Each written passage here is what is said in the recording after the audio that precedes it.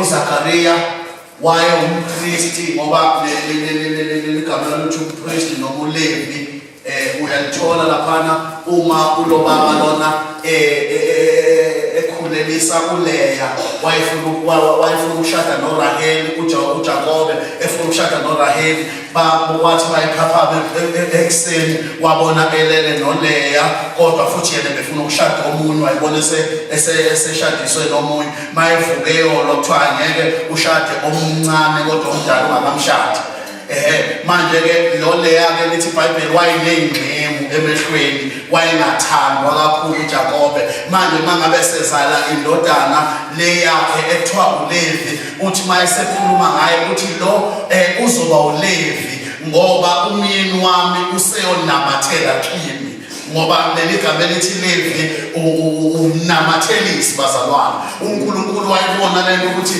njengoba uLevi ekwazi ukunamathelisa uLeya noJakobe naye uNkulunkulu wambiza uLevi wambizela kuye wathi bayiqeda ukumbizela wathi usezonamathelisa abantu nami amen sakubona nenkonzweni manje ke lo baba lona umpristi lo bazalwane uyakhonza ethempelini mntungwa kodwa useneminyaka engaphezulu ka90 lutho umntwana kodwa abantu bayafika bazokhunyaniswa kuye noNkulunkulu abantu bafakaze bathi umkhuleko wenze last week sengiyitholile into engiyifunayo kodwa lo baba ezakhe izinto ayilungi bazalwane kodwa futhi akayeke ukuya ethempelini bazalwane ngoba ingelosi mayifika kaNkulunkulu izomlethela indaba zokuthi hey umkakho usekhulelwe lithi iBhayibheli yakufika ethempelini ekhonza bazalwane enza inkonzo ayibizelweyo eyenza noma abantwana bengekho eyenza noma umnyaka ihamba eyenza noma isimo singavumi eyenza noma isimo siphambana naye eyimemezela etshela abantu ukuthi kuyenzeka kodwa kuyena kwenzeka kodwa ayiyekanga inkonzo waqhubeka kuthi angisho la ekhaya namhlanje ukuthi noma izinto ayibheda kodwa kuyekwa noma izinto ayingahlangani kodwa kuyekwa noma izinto ayishonelele kodwa kuyekwa ukuze ethempelini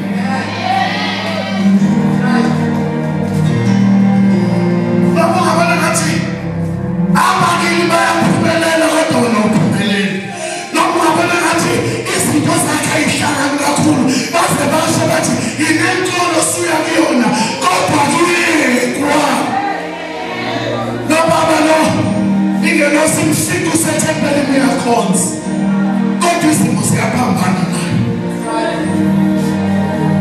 mfika usethempelini yakhonza my God yazi ukuthi khona into ethi kimi awumajile babusithola ukuthi lo baba ukube wamiswa usuku lokuvakashela kwakhe mhlawumbe ebhizi newashing isikhathi senkonzo mhlawumbe ebhizi noku-attend i-funeral ngathi kuyakhonzwa mhlawumbe ebhizi nokuvakashela okhasi kodwa kuyakhonzwa mhlawumbe ebhizi nezinye izinto mayithi yafika ingelosi imfika kekho ngoba baningi abantu abagejwa izinto ingelosi seyifikile izoletha izinto mayithi yafika basekho endaweni yabo hayi mntana baba kuyahlaba kuyayiwe ethempelini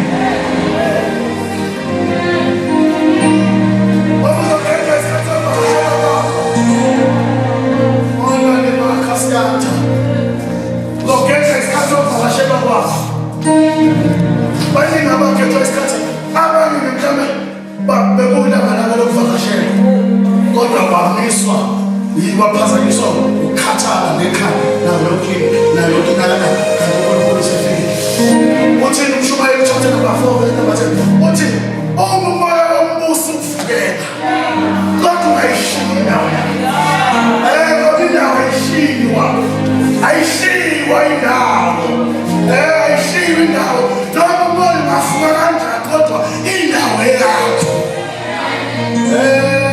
yabuze bakhazana uthi mawuvukela umoya kodwa noma uvuka kodwa indawo yababa ayishiyi indawo yakho ngoba noma ufuna uzoshisa indawo nje ukhona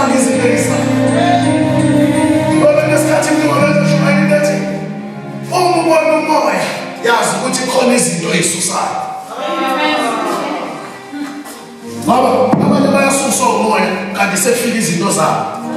Ngesikhathi sokuthi akayeke kanti ngesikhathi sekufika izinto zakhe. Ngesikhathi sokuthi akahlale ekhaya ngesikhathi sekufika izinto zakhe. Lo baba lo awuqabanga lo baba over 90 years qhubeka wenza into eyodwa consistent.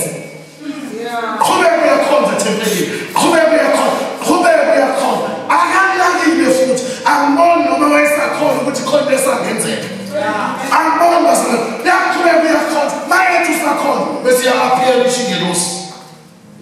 Ngelosayi lalela ngakho usekhulelwe ndodana zoyiqamba igama lokuthi uJohane athi baba hey mimi manje ngisakholwa usesibadala kakhulu bese ingelosi ithi ake ngoba ke awukholwa uzobona kodwa bekusho lutho yamvala umlomo. Yakade yamvala umlomo. uJohane mayesemqamba igama wamqamba igama esebhala wacela iphepha nepeni wathi lethani iphepha nepeni ngibhala igama la ngokungakholwa kwakhe wavalwa umlomo. Uthi alithi zonke izinto engakholwa ukuthi uNkulunkulu uzoyenza le ayivale umlomo.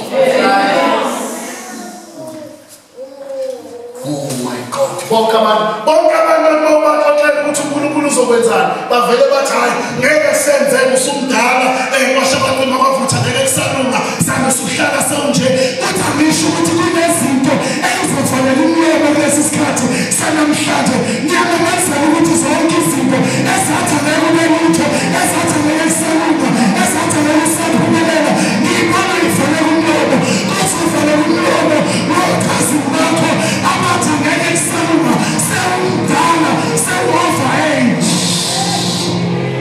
uNkulunkulu ezofana umlomo. Right. uNkulunkulu ezofana umlomo. uJohane wathiwa ngoba ukholwa uzosiphazamisa.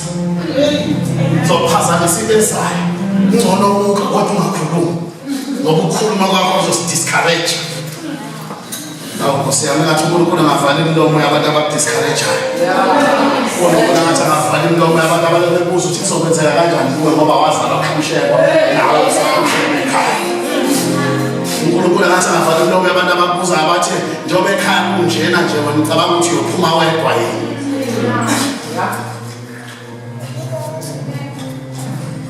Lo baba lo wathola into engasayiqualifying ngoba izinto ezikaNkulunkulu azizi ngokwequalification kodwa ziza ngokomusa.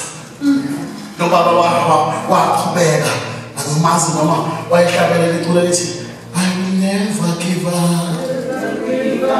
never give up, never give up.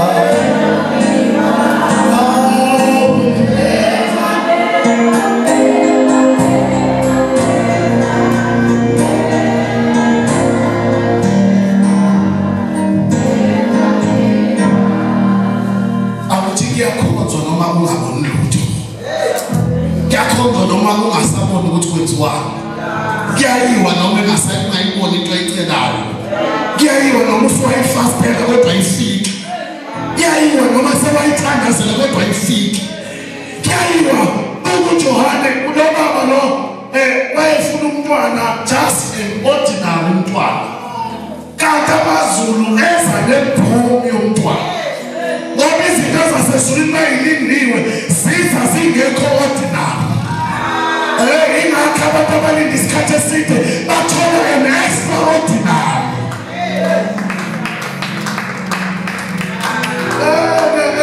Mawulaba ufuna iBhayibheli lithi embusweni kaNkulunkulu akekho abamkhulu ngaphezu kaJohane. Lento loba uZakhariya akekho abamkhulu ngaphezu kaJohane ngoba laba zona bekuyalindwa lapho yahlalwa lapho ikhothelwa nenkonzo lapho yakhonzwa ukhonzwa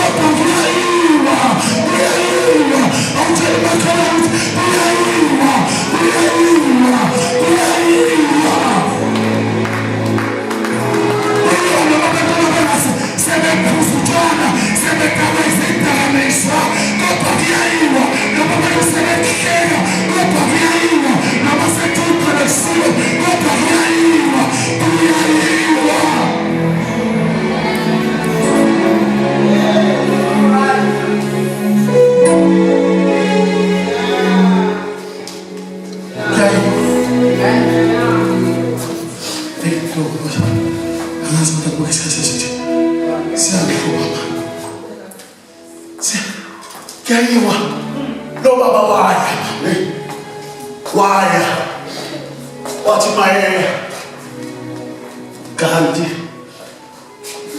uzothi mayefika ekhaya ingelosi simtshekile wangakholwa wafika umkhosikazi wamtshengisa imali wathi baba khona into engasaba kimi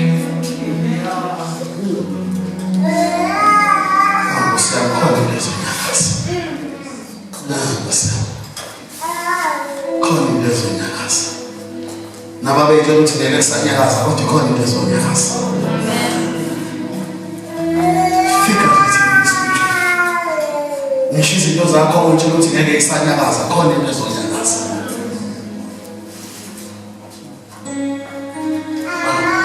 hlala nobaba weza umlakhesho wakhulelwa nomama wow yazalwa le nkutana ngenxa isikhathi bazalwane ngabo sangena kakhulu ngoba ngiyabambezeleka yazalwa le ngane yaphuma uJohane wangafani nabanye abantwana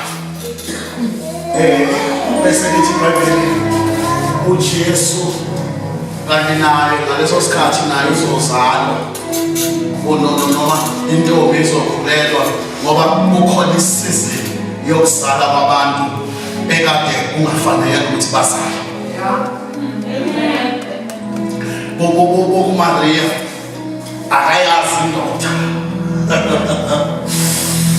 Bobo Elizabeth akasayi ensukwini zakhe. Ngiyabona khona isizini yokuzala kwabantu engafanele ukuthi bazale.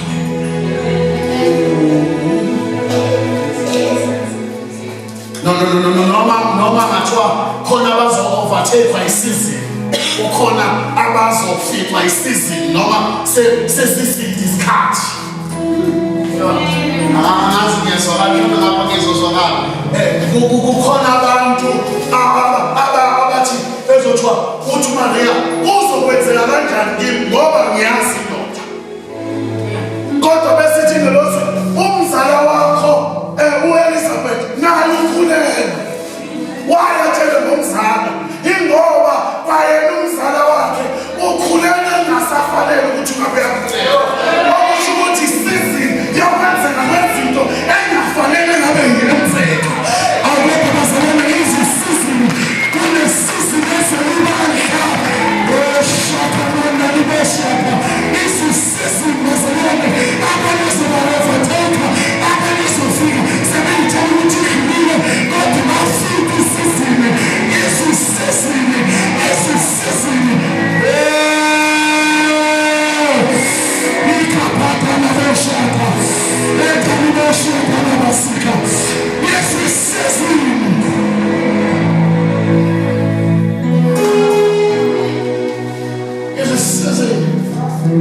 yebani ukuthi lizokhonsiva noma kade sekushiwo kuthiwa ayisekho lento.